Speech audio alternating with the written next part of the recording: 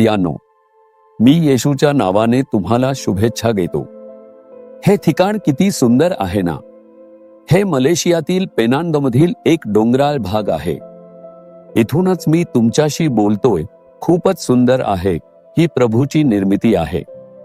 इथून पाहिलं तर हा पेनांग परिसर, समुद्र किनारा सगळं खूपच सुंदर दिसते. त्यातल्या एका भागातून मी तुमच्याशी बोलतोय. या डोंगराळ भागाला पाहायला खूप पर्यटक येतात. तुम्ही मलेशियाला आलात तर पेनांगला नक्की या. हे ठिकाण पहा, खूपच सुंदर आहे. आज प्रभू आपल्याला काय सांगतोय ते पाहूया. निर्गम 34 अध्याय 10 वचन. जे मी तुझ्याबरोबर करणार आहे ते भयानक आहे.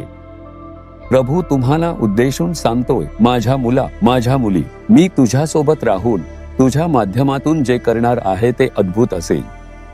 म्हणजेच अद्भुत गोष्टी करणारा देव.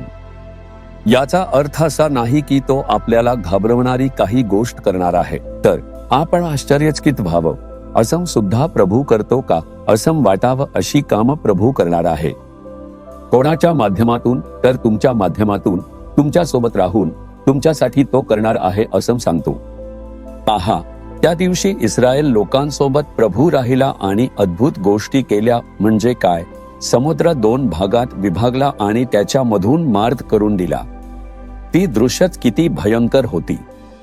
त्यांच्या मागे येणाऱ्या शत्रूंना त्या समुद्रात बुडवून टाकलं. ते सुद्धा एक अद्भुत कार्य होतं. लोकांना संरक्षण द्यावं, त्यांना आशीर्वाद द्यावेत आणि त्यांच्या गरजा भागवाव्यात म्हणून त्याने भयंकर कार्य केलं. असं घडू शकते का? अशी आश्चर्यकारक गोष्ट होती.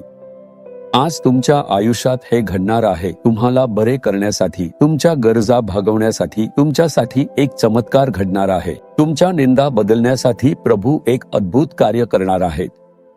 कुठल्या तरी गोष्टीबद्दल तुम्ही चिंतेत आहात, ती परिस्थिती आज प्रभू बदलणार आहेत. तुमच्यासाठी एक भयंकर चमत्कार प्रभू करणार आहेत. तुमची गरज पूर्ण होईल.